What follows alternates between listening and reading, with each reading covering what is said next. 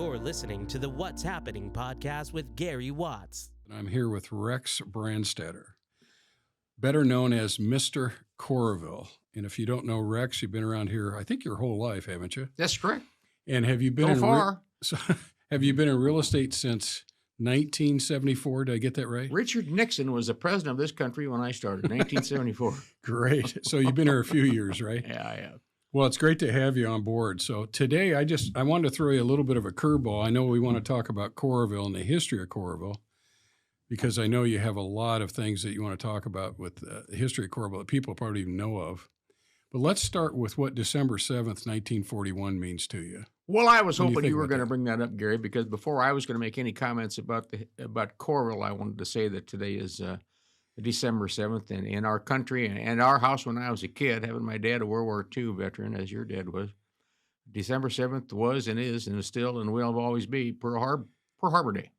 Right. In unprovoked attack by the Japanese at Pearl Harbor on the unsuspecting American sailors and Marines, and on Sunday morning and December 7th. And there are three things we'll never remember, and they always say, remember the Alamo, remember the Maine, and remember Pearl Harbor, and today's one of them. So my personal salute to all those who served and lost their lives in Pearl Harbor and World War II, for God's sake. Right. Well, it is a day to remember, and it was 81 years ago? 81 years ago. Yeah. I think there's a few guys, maybe a handful, still alive from that. I think there's less than 10. I just read something yesterday. Yeah, it's amazing. And when I think about Pearl Harbor and I think about the youth today, we had the advantage. We grew up with World War II veterans as fathers. And I think of the people that today in history, and they don't even know what Pearl Harbor is. They don't know what Vietnam is. And I think that one of my things that I always wish that kids in school could have had is a World War II veteran talk to them that had been in, combat, and what they did and what the United States means to them. We did here in Coralville. Oh, yeah. Yeah. And so the American Legion, has nice VFW, and, we soon forget the sacrifices of these folks. Well, we're on the air. We'll call that we're on the air. If those guys and women hadn't fought to protect our freedom, we wouldn't be able even to do this, because we'd be living under communism or fascism or Nazism, whatever. We wouldn't be able to even have fun and do stuff like this. So. Right. Tell me more about your father. His name was Irwin, wasn't he? J. Irwin Brandstatter, Joseph Irwin Brandstatter. March 22nd, 1919, he was born. He lived right up the street. He lived, we're on 2nd Avenue and 5th Street. He lived on 6th Avenue, which was Sydney Street in Coralville back then. Sydney Street, yeah. It was named after, interesting story. Bert Manville, who was the developer of Manville Heights, the old town of the old money area of Iowa City, came out here to Coralville. What an interesting story. I'm glad you want me to tell you the little story about that? Yeah, are you kidding? That's why we're here. Bert Manville was he bought the land, which is now called Manville Heights in Iowa City, and he bought it from a guy named Hutchinson. And if you drive on Park Road, just about you guess we'll say you're headed eastbound on Park Road. From Rocky Shore, you go up the hill and eastbound. Just before you go, you get to the Iowa River. If you look on there's a corner of Riverside Drive there. You could turn to the right. There's a big old 2-story stone house. Well, that was a guy by the name of Robert Hutchinson, and he came out here. He was if you will, he was a squatter, and he staked himself out a claim over there on what turned out to be Park Road in the 1840s, and he built that great big house over there. Well, Bert Manville bought all the rest of the land. Hutchinson decided to buy that which is now Manville Heights. He called it river to river land, because it goes from the Iowa River on this side, curl around the Horn, to Iowa River on the other side. You go up over the top of the hill. So Bert Manville bought that and developed all those houses over there in Soul Street. What year? 09, 10, 13, long in there when he was at it. Late teens was his first house. He sold to his minister, and the minister's last name was Ferson. He said, if you buy the lot, his first lot, I'll name the street after you. So there's First and Avenue over there. So that's how they got. Hutchinson. So Bert Manville had his eyes. He had really. You're in the development business, and I was. He decided to branch out and get more land. So he had his. He talked to a guy named O.A. Finkbein. Finkbein name, remember here. Well, Finkbein Golf Course. It's the University of Iowa's Finkbein Golf Course, the big 18-hole golf course that we have over there. University has. he wanted to buy that farm from Mr. Finkbein, and he says, I'll sell that to the university. And he says, I'll make $1 zillion. Well, the university bought it. And it set Burt Manville back many, just like a giant. You sawed him off at the knees. So he bought the Ryland Farm. And the Ryland Farm we're sitting just on the edge of the Ryland Farm right now. And that's where Coralville got its name, up above the old school here, which was built in 1876. From 5th Avenue West was called, he named it Coralville Heights subdivision. And he named it Coralville Heights because the area where we are physically sitting right now was subject to flooding because there was no Coralville Reservoir. There was a dam. The overhead dam was here, but that was not for flood control.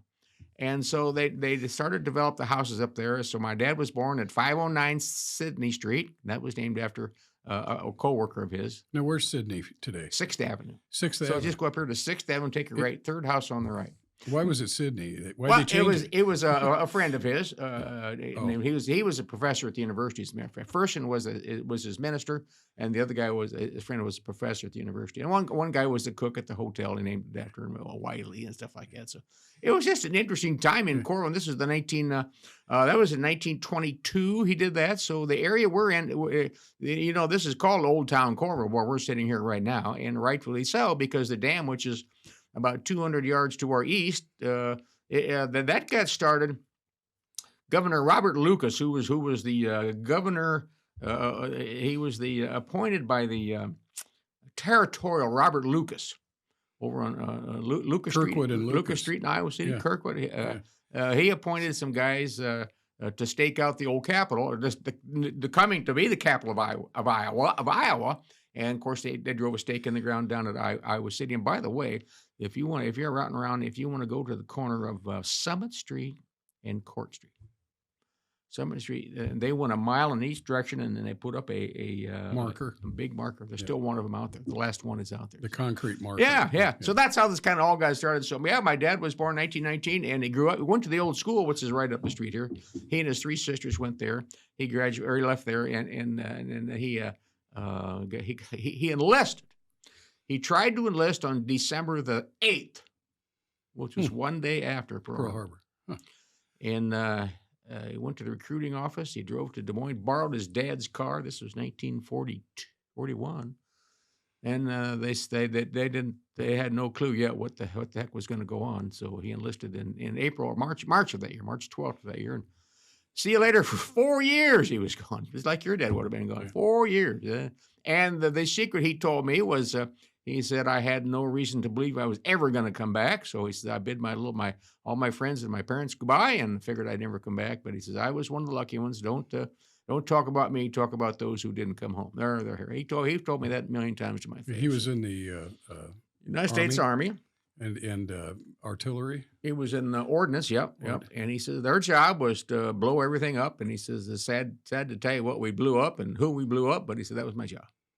They all had a job. And on the European theater, Germany, Italy. Yeah, he was in North Africa, and then they went up. His group went up through France. Some interesting story. He didn't talk a lot about it, but my brother and I as he got older. He died in 1894 at the age of 75. That's kind of scary. I'm 73, for God's sake. Right. He told us things about it. They had some downtime, stuff like that. He told us some things, and we found. My mom, as she told my brother and I, there's a box out in the garage. I want you to go see that. Dad had been gone 5 or 6 years by then. So we found 200 letters that he sent back to his dad, his parents. And they were in Coralville. My grandpa was the town marshal from 1930 to 1952. He was town marshal when I was a kid.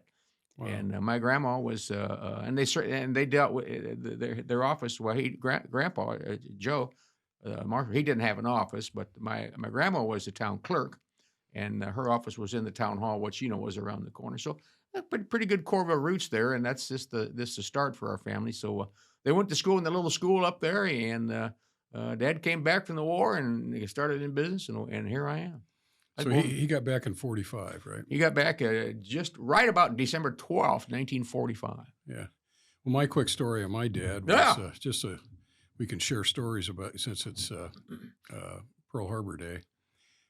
December 7th hit. He was the youngest of the 4 kids, and he had one older brother. And back in World War II, they took the youngest son. They always, and if they're farmers, the oldest son stayed home and farmed Yeah. because we needed, to feed people. Yeah. So Dad apparently shipped out on the 21st, just before Christmas, 1941, and came back 4 years later at the end of the World War II. So he must have enlisted. Yeah. Oh, yeah. And when they enlisted back then, there's a picture, and I didn't get a lot of information from him either during the whole time because he was in combat and in the Japanese theater. But anyway, one of the things he showed me a picture one day, and it was him and about 3 or 4 buddies from Stewart, Iowa. He's from Stewart, Greenfield area, west of Des Moines. Yeah. Tom Gilt's from Stewart. His family. Is he really? Yeah, they're from Stewart, Iowa. I think I remember that Ran name. the hotel over there. Huh. Anyway, they went to Army Post Road, and that's where they shipped them out. And they all had 3-piece suits and ties and hats and shined their shoes. And sending our best to fight the Germans. And they were shipped them to Cow Palace and to San Francisco, then on up north of there to Fort Ord, I think. Yeah. And the next thing you know, once they trained him up for 6 to 8 weeks, they shipped him out, and he could see the Golden Gate Bridge, and that's the last thing he saw for 4 or 5 years. Isn't that something? Yep. And then they put him in the Pacific and into New Guinea. So I asked my dad many times. So, well, how'd you get there? A troop ship. Yeah. So he said that they 10,000 guys on the QE2 or big old troop ship. So one of the guys said, "Where do we sleep?" The guy said, "Anywhere you want." In other words, just shut up and go sit down. Yeah. On the way back, they pulled into New York Harbor on a troop ship, about 1 million guys standing there. They all wanted to see Statue of Liberty. Yeah. When the Statue of Liberty came into sight, he said grown men were crying, grown men were on their knees, genuflexing. Grown men were hugging each other, and he was too. He was right there with the best of them. And he said a guy next to him, who he had sat with for 2 weeks, he said he couldn't even remember his name, just sat in the little corner there. They if you will, they relieved themselves over the edge. That's what they did. What it was.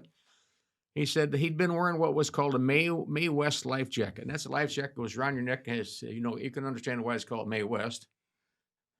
Big old life jacket. He said, I no longer need, he couldn't swim, so he had that thing on for right at 2 weeks, a big old slow ship. He took it off, threw it overboard, and it sank. I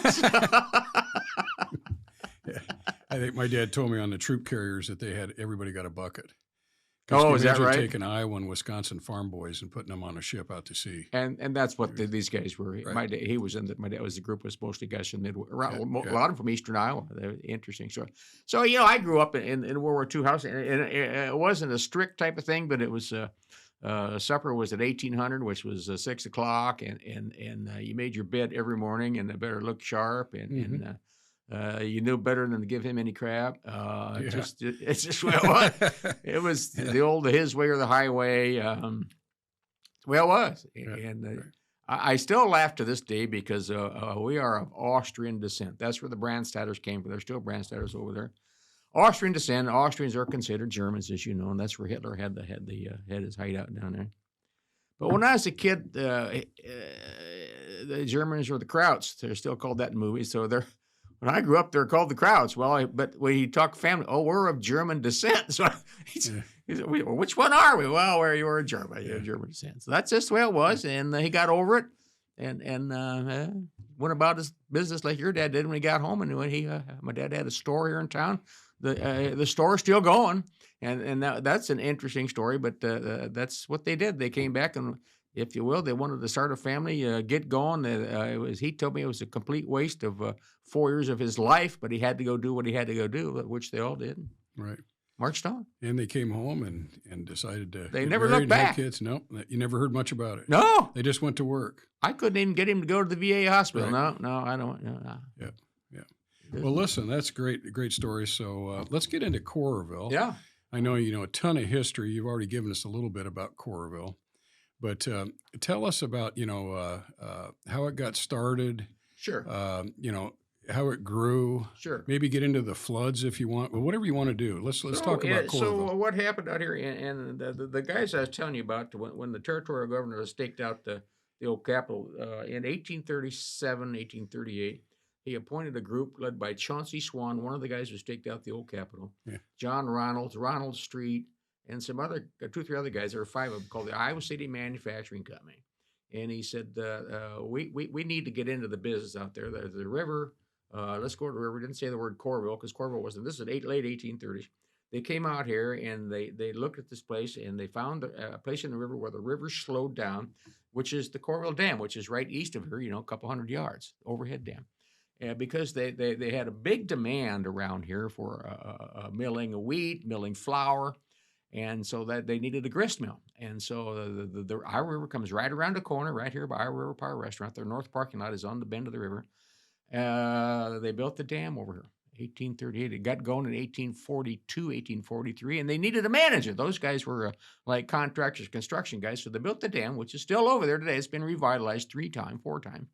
And they got started. They got a grist mill. And not only did they get a grist mill, but they got that biggest grist mill like west of the Appalachians. It was huge grist mill, which is a stone. What's a grist mill do? Is it flour? It's a grist mill. They start that corn and flour is what they did, and grain. Yeah, good question. Because the reason they got the biggest one they could get was because they needed to mill it down even finer than what anybody around the territory, Illinois territory. And so they went in business over in 1842, 1843, and mid 18. They hired a manager. They brought him out here from Mansfield, Ohio, and his name was Ezekiel Clark.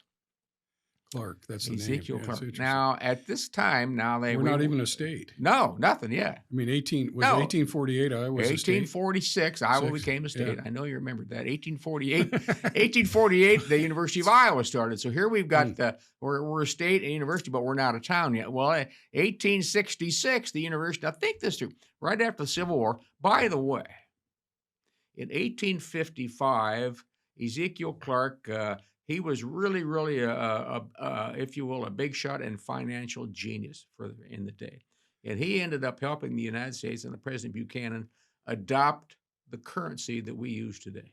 Really? Yeah. I didn't hear that. Yeah. Major. See what I learned today? And he lived right over. You're looking over the top here. I'm my back up on top of the hill where Scottsdale apartments are. Yeah. That's where Ezekiel Clark lived, and he overlooked the dam that he was operating down there. He was a part owner. They sold him part ownership. Well, in 1848, 1850, along in there, he brought his brother-in-law out here because Clark wanted to seek a state office. So he brought his brother-in-law out here. His brother-in-law's name was Sam Kirkwood. First governor or second governor? Yeah, he was one of the first governors of Iowa. Yeah. Sam Kirkwood, Kirkwood Avenue. Yeah. Amazing. Kirkwood Community College. Kirkwood Area Council on Aging for Sam Kirkwood. So Sam Kirkwood took over the operation of the dam right over here, and he did something that I think was the first step in entrepreneurship in Coralville. So these guys would bring these their wagon. Remember the wagons now. Bring the wagons out here to the grist mill. And 1855, he was so good at what he did that the farmers would come here with their wagons, and the bigger wagon that came, and they would get their meal ground and take it back and make flour and sell it in their stores, stuff like that. And he said, "Well, where are you going?" He said, "Well, we live 100 miles north of here. We live 100 miles east of here, which even across the Mississippi. We live a couple hundred miles south down in Missouri. That's how far they came." He said, "Well, you're going home. You have with the wagon. You're bringing it up here, and then we're going to sell it. So you're going to leave us with an empty. You go home with an empty wagon. Yeah. Why don't you take some of this flour home?" And he had some flour sacks made. And I've seen a couple. The Coral Mills, it's called. So he sent these guys home. So now they started to spread the brand name. Otherwise, they said, "Well, I can't pay for that." He said, "Well, when you sell it, then bring the money back to us next time you come up." Can you imagine that? No. Well, not today. That's what was going on. No, God, well, back then, yeah, no, not today. Well, in 1866, the University of Iowa, fledgling University of Iowa, brought a professor out here. His name was Louis Agassiz, Aggassiz, Agassiz. And he is and was world-renowned geologist and actually botanist. And they loaded him up and went up the Iowa River, and he saw this, the dam was there, and they portaged around the dam. And they went up about where the reservoir is now, and he was looking and draw his attention to the limestone outcropping. And they looked at this limestone. He's the geologist, and if you've ever seen this, I'll tell you a little hint where you can see some of this stuff. And what's called Coralville coral reefs, he called them coral reefs. There's all kinds of, if you remember from science class, trilobites and mollusks and stuff like that. It's really, really high dollar stuff. It's only here. Where is it? Oh, you can go up here to the old school. That you can see the foundation of the old school. That's made with core. The part of the foundation of the old Capitol is made with that stuff. It's a big deal. Where'd they mine it, or where'd they get it? Well, right, the quarry up here, the quarry, which right up the street here. Scott's. That didn't start until that didn't start until 1920s. As a commercial thing, they just went up and drilled down and took. Nobody owned it. It was wilderness. That's how they got started with this. He said, well, in the Iowa City, what is now the Iowa City Press Citizen, a couple of days later, I saw this. I'm fascinated by that. These coral outcroppings, the coral, like it's a coral thing. And the Press Citizen coined the term. Well, he went out to what area, a little town, probably going to be called Coralville. Let's call it Coralville. That's how Coralville got its name, by this professor from Massachusetts in 1866.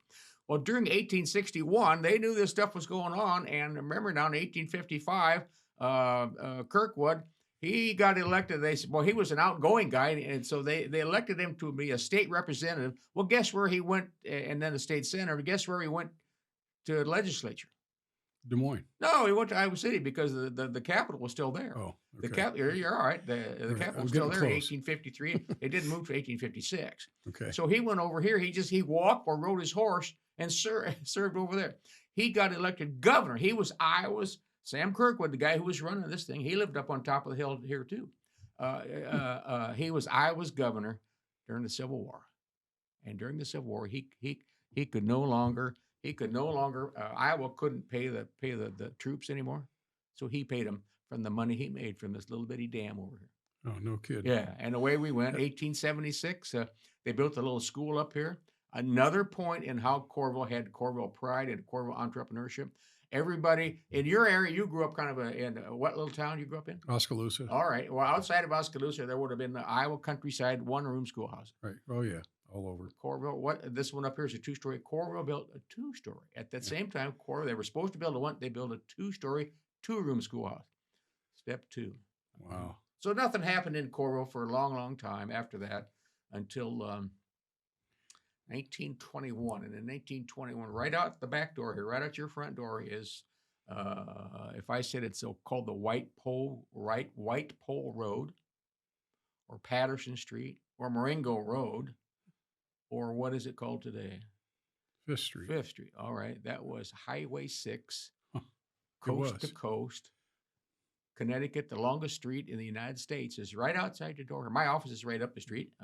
We are on historic U.S. Highway 6. We got that designated. That we got. That's why it says historic Highway 6 signs out here. Yeah, right here, and it went right. It went from Connecticut through L.A. right here, right there, and the curve right down here. So what happened was that as we grew, they decided that it got paved. This got paved from the corner down here at the dam to right about where we're sitting. Honest to God, right where we're sitting. Where was the bridge then? 1921. The dam? Yeah.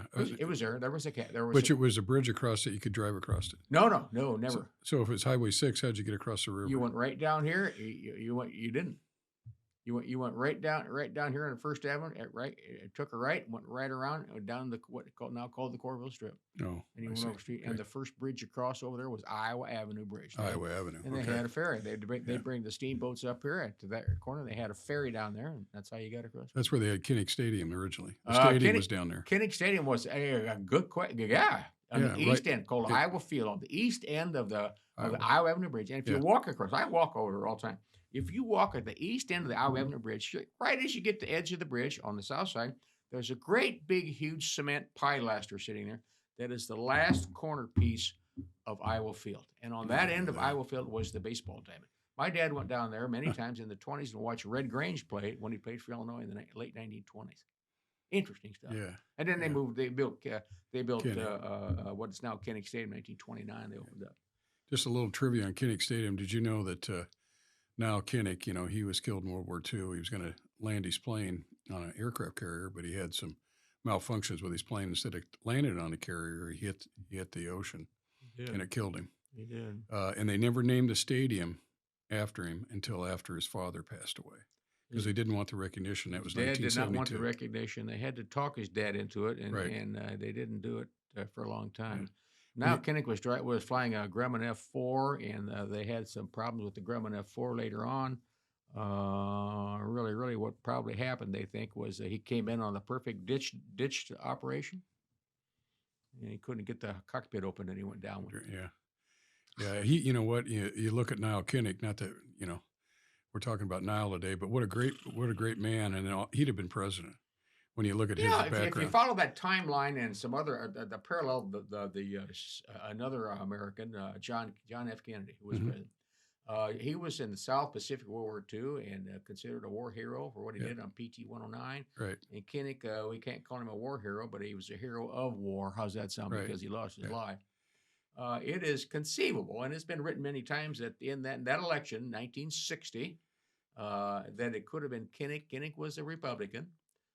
He was a supporter and campaigned on whistle stops on the back of the trains, and he went to Iowa State Fair for Wendell Willkie, who was a candidate back then, and of course Kennedy was a Democrat. It could have been those two guys. That'd been interesting. Yeah. Well, the loser could have at least been the conjecture that a Supreme Court or a senator. Right. Yeah. Two great people. Little trivia on Kinnick. Kinnick was a farm family. His father farmed near Adel, Iowa. I was born in Redfield, and my dad was around that area. When he got out of the service, he farmed in Redfield, and he knew Kinnick. His parents knew Kinnick. Is that right? Yeah. And so there's an article in the paper. Kinnick was a little older than my dad, but there's an article where Kinnick's way back when carrying a football, and there's some little kids sitting out front of Niall carrying a ball in Adel, and one of them was my dad's best friend. Wow. So I saw that article. It was in the Register about 10 years ago, and I go, hey, that's Lowell Dawes, who's from the Adel area. Wow. And Niall Kinnick's in the background carrying a football. Wow. So they knew the Kinnick family. Oh, that's cool. Yeah. It's interesting. You mentioned Redfield? Mm-hmm. My wife has a lot of relations over at Redfield. Really? Yeah.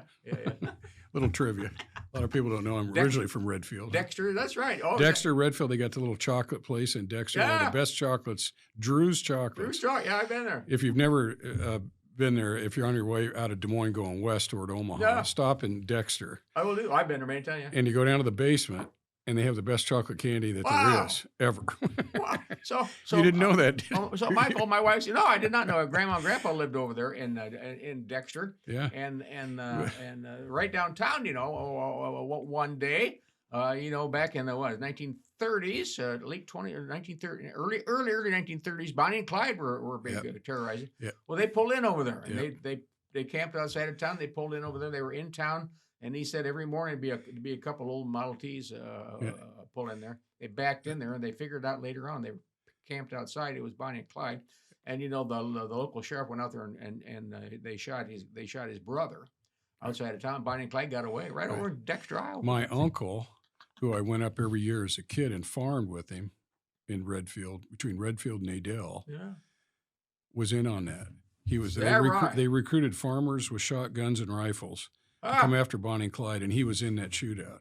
They never got him. No, they didn't. But he was there. They shot the brother. The brother got shot. Yeah. So 1928. Let me bring that story right back. This trivia thing's pretty good. To Coralville. This is so cool. We didn't rehearse this. No, that's what's funny about it. Notes. Who needs notes? So in 1927, Depression. The 22nd, 18th Amendment, the Great Social Experiment, which was what? 1921, President Wilson signed. The Great Social Experiment in the United States was prohibition for God. Yeah. What the hell were they thinking? Come on. Right. So, that's what they did. Right. So 1927, remember, now my grandpa was town marshal, Coralville, and he was also a special deputy for Johnson County. And prohibition, there was a place within 100 yards of where we're sitting right now, was a known booze runners, known. And my dad told me never to tell the name of the people, so I don't, because they're just nobody ever ratted them out, So Speakeasy or just a house? No, it was an auto repair place 100 yards east of here, and it was an auto repair place, and it's where everybody went to have their car fixed, whether needed or not, and that's where they bought the booze. Really? So my grandpa was town marshal. He had his car fixed down there and stuff like that, and he knew about it. But their rule was in Johnson County and in most small towns around, the rule said you couldn't manufacture it, you couldn't ship it, but there was no rule against drinking it. Okay?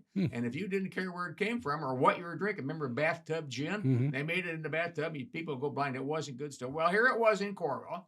They knew who it was, stuff like that. But my grandpa told me, He said the kids weren't getting it. If I thought kids were getting it, then I would have shut them down a long time. But it wasn't. It was a bunch of guys, people. He said, "Hell, I bought booze down there from you." That's what he said. But he said that's what the deal was.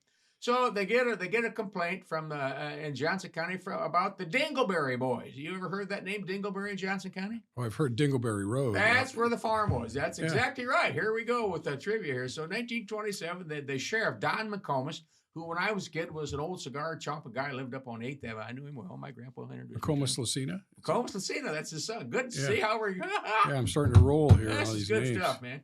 So they get a report. Remember now, there very few people had telephones, but they got word down to Johnson. He was a sheriff of Johnson County. And so he rounded up a posse. But before they went out there, they got word to what they would do. They would get word to where they were going to go because they knew all these guys. And they said, you might want to not be around there next Tuesday. So Sheriff McComas, and he was a deputy too, rounded up a posse. My grandpa was the posse, and I've got his gun that he took out there, and I've got the official pictures that the Iowa City Press Citizen took of the raid. They went out there, and there's the old man, Dingleberry, and his two adult sons who are living on the farm, which takes me to believe failure to launch. The two kids are still living at home.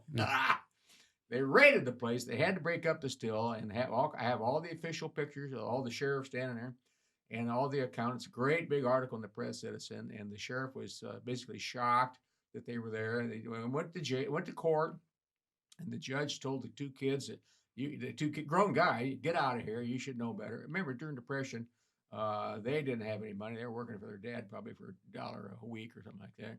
And they fined old man Dingleberry $100 and waived the jail fee. So he got a $100 fine, and he paid $30, and they let him pay the balance on time. And they had to break up the still. So that's what it was back in 1927. Wow. Interesting story. So we know where Coralville got named, right? Yeah. So, and then I was just recently talking to Kelly Hayworth, and he mentioned that they're celebrating 150 years. 150 next year. So I was here for the 100th over 1973. So I'm cognizant of Coralville.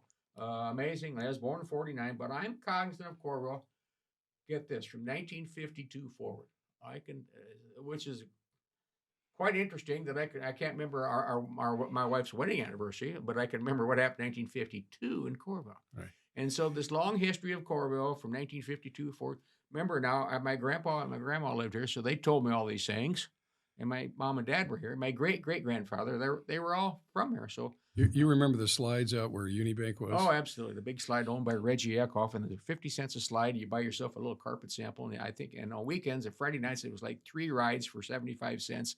And man, that was hot stuff. Tell the folks what that was right along the strip. Well, the Coralville Strip, which got its name because the strip actually became in existence in 1954, 1955 because this road. And remember now, the road was right here, right out your back door here. Right.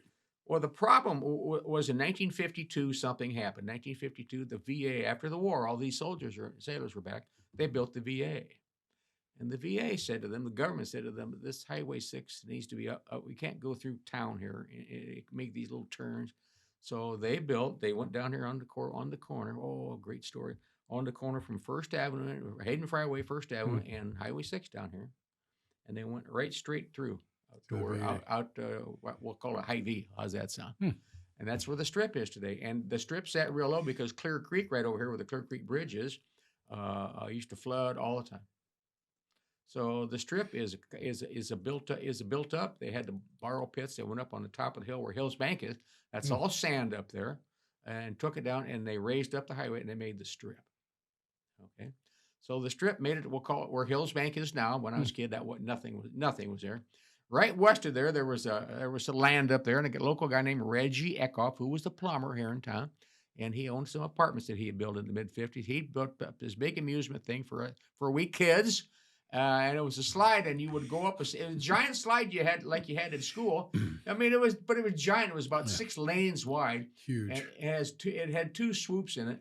Right. And you got in line. You might be 50th in line. You might be 75th in line. You sat on a piece of carpet and you flew down it. Yeah, it was hilarious. Yeah. It was the most fun. It was clean fun. And you got to the bottom of it down there. You just wiped out. So what? You marched right, got in line again. Was Unibank there then? No, nothing was there. 1956, where the Hills Bank is now. On the east side of Hills Bank, there's an ATM machine. Yeah. Coralville Bank and Trust was built there, started in 1956 and opened up in 1957. And I had a paper out, and I had the savings account number either 006 or 007. I can't remember which one. And that was there. And Keith Jones started over there as mayor. I think he started over there. And it was there until the Unibank. Frank Eicher bought Coralville Bank and Trust, named it Unibank, meaning one bank where you could get all your get a car loan and a house loan and all that kind of stuff. Savings, one bank for all your bank. And he started that in the late 60s. Early 70s, he made it Unibank. Yeah. And then Hills Bank bought them out in 82, 84. Speaking of paper routes, I had one too. Aren't they Tell fun? everybody did you collect a little black book and you had a little tag, you had a tag fee, weekly 40 cents? Yeah. I think mine was, with the Sunday paper, it was 30 or 40 cents. That's what mine was, 35. And you had a little tag and you go to the door and knock on it, people give you $1 or 50 cents and you tear out the little tag. That's what we had. Yeah. So my dad, before that, remember now, my dad was a World War II guy. He sat me down. He said, so you think you're pretty big shot, you're going to have a paper route. So he told me the dynamics of a paper route. And if more dads would do this, we'd be sat me down and he said, where is this route? And I told him it was Coralville. It was the 5th to 6th to 7th Avenue in Coralville. Right? But remember now, when I was a kid, if you drive up down 5th Avenue, 6th Avenue, 7th, 8th Avenue, about 80% of the homes weren't there. Huh, you're right. They're just vacant lots. Just cornfields. Honestly, God, yeah. The picture show was there. Oh, yeah, 1952, yeah. Right. So the Coralville Drive-in Theater, which sorry. is where the Coralville Library is. Yeah. Right. People don't realize they had a drive-in out here either. It was way out west. It was called the Iowa City Drive-In when they built it. Yeah. So the paper route thing, my dad sat me down and said, the paper route, the people are going to, it's a responsibility. And you're going to have to go after school every day. Now, I delivered the press citizen no Sunday, which is a cool day. And it was an afternoon paper, by the way, which it still should be today. So that way you can get football scores and baseball scores. Morning, they never have anything. Yeah. And these people are going to depend on you. So if they're going to depend on you, then you have to be responsible. You have to get that paper out there on time. You can't be monkeying around, coming to school and messing around with your friends and stuff like that. But I don't want you to start that route until after football season. So that first year, 1961, I started it, and I had it for a year and a half. And then my brother got a Gazette route. They had 2 routes in Coralville time. Had route number 1 and route number 2. He had route number 1, which was from 11th Avenue clear down here to 1st Avenue. And he had 7 days a week on that. He sat him down, had the same thing. And we really enjoyed it. Like you said, we knock on people's door, had to go collect the money, give them a little bitty ticket. I met a lot of people, which later in life, a lot of people called me because I was a real estate agent and I was their paper boy.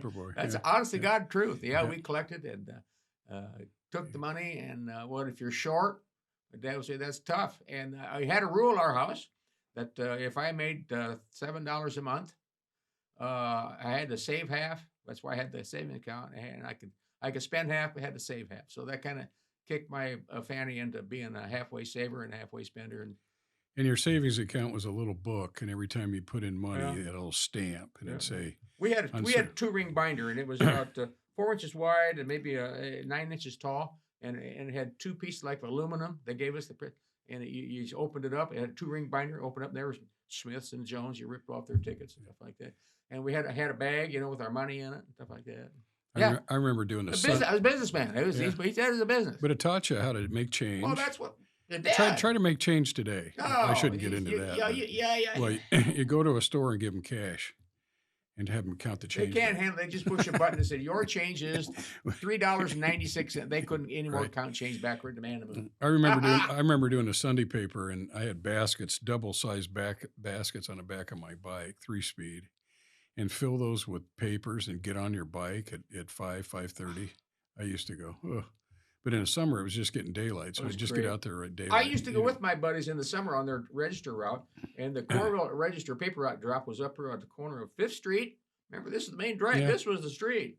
This was the highway. This was called the highway when I was a kid. This is called the highway, not the strip. This was called the highway.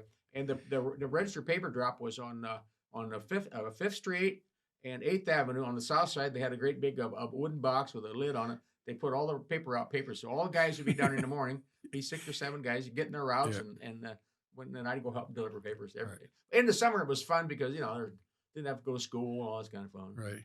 That was back when you didn't have to worry about being out and about on your bike. And that's changed. Tell us more a little bit about one thing that you hear a lot. There's a lot of history here in Coralville. Tell us about Coralville pride because there is it's just a huge amount of pride. It's 4th of July parade, and how Coralville thinks and the people here. The actual term Coralville pride, I think, was started by the Chamber of Commerce, and it was really taken on new words by the employees at Hills Bank. And they took this Coralville pride thing, and Coralville pride doesn't mean what pride might mean today, okay? And it was a pride. It was pride in your community, and you lived here, and you're the things you were going to do to help the community and the events, stuff like that.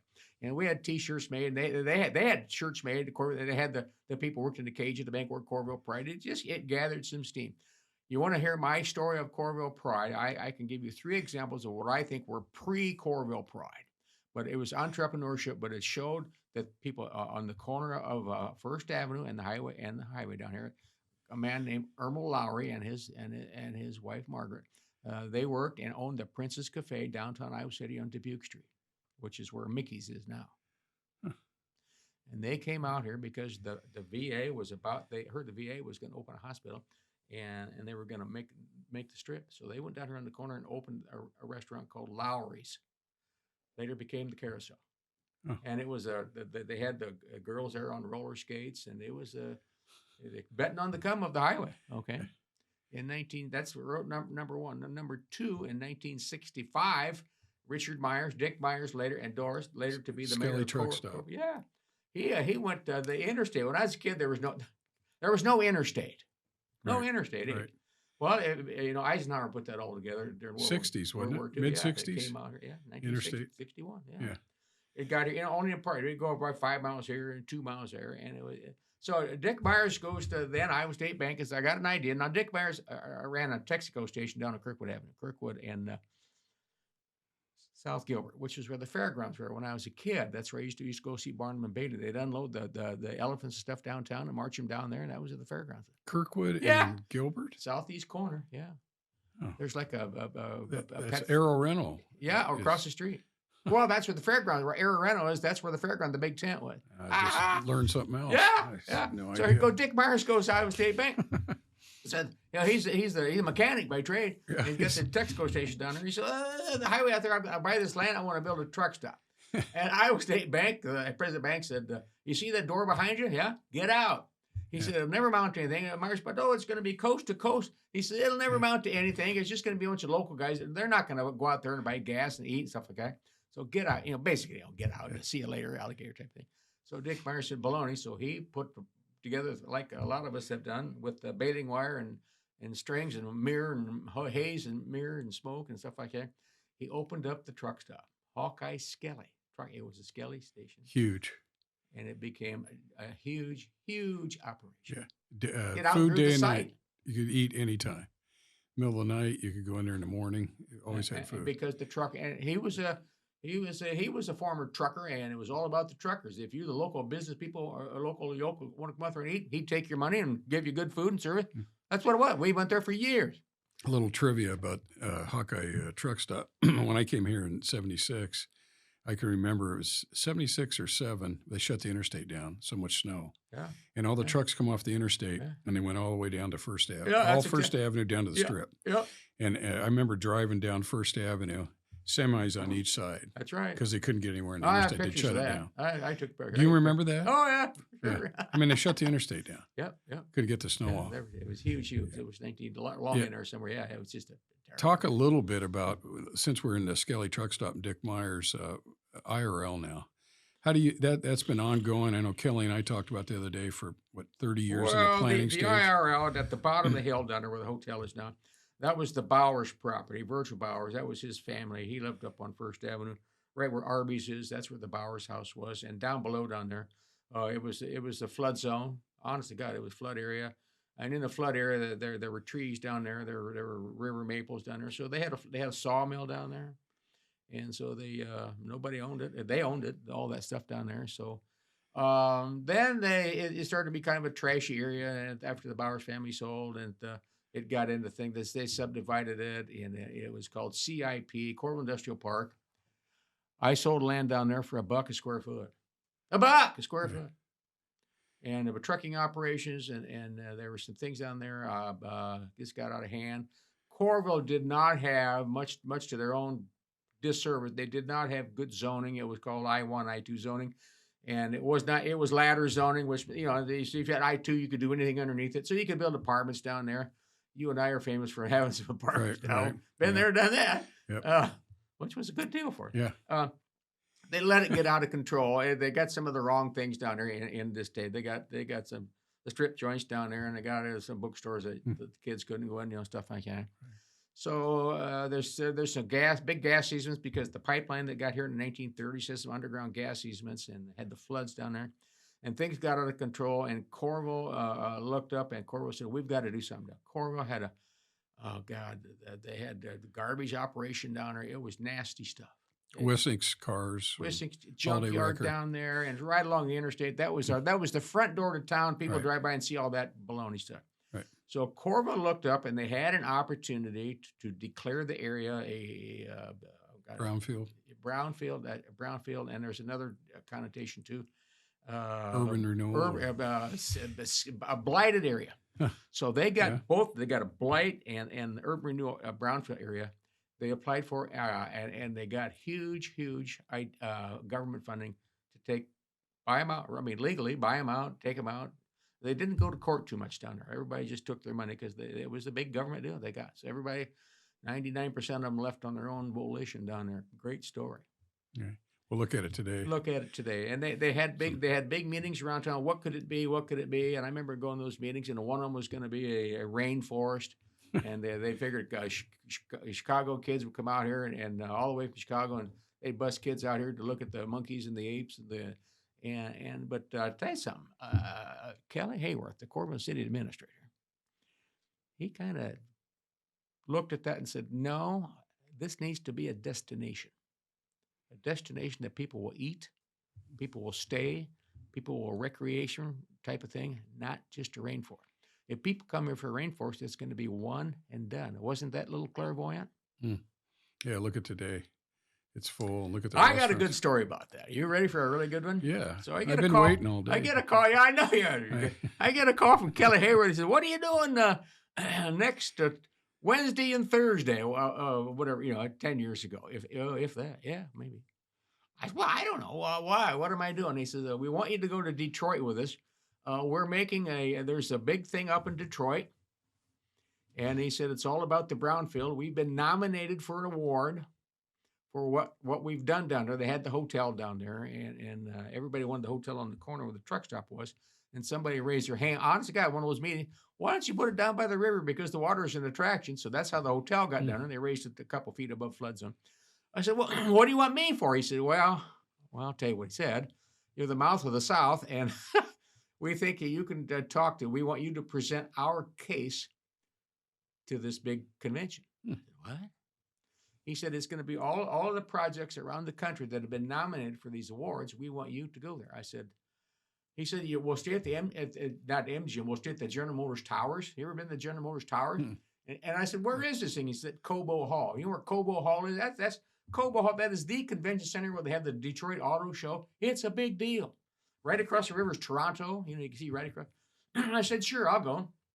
So we jump in a plane. We go to Chicago and go over there and get downtown. He takes me down to Cobo Hall, and they got several engineers with them who designed all this stuff up there. And they got little old Rex Brandstatter, the loudmouth realtor from Coralville. I'm going to be the front guy for them. So they get me and they take me through it. Well, here's who was there. Los Angeles, they had a big project. Boston, Baltimore, Miami, another place in Florida, a place in California, a place in Oregon, and Coralville, Iowa. So whose booth did everybody come and see? The little dinky guys from Coralville, Iowa. We had all these prototypes, what they did, and here's all these engineers standing around, and I'm gonna, I didn't, I'm just the mouth guy, I'm the play-by-play announcer. So they said, okay, they take me up on stage at Cobo Hall, and they said, okay, you're going to be after Baltimore. Who'd you present it to? About 3,000 engineers out in the audience. Oh, wow.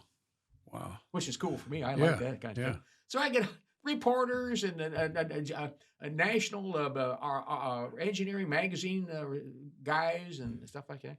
So I get up there. Baltimore makes their case. Boston makes their case. Coralville, Iowa, ladies and gentlemen. Mr. Rex Brandstatter from Coralville, Iowa, representing the Iowa River Landing. Here I go. I get up there, and they had overhead behind me, and Pictures. yeah. It was great deal. I don't know how I did, but I did okay, I guess.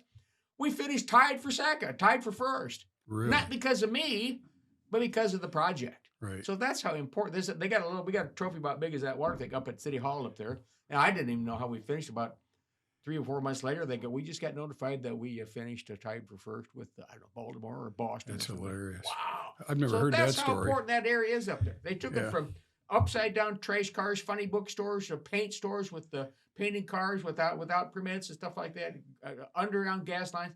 Look what we got.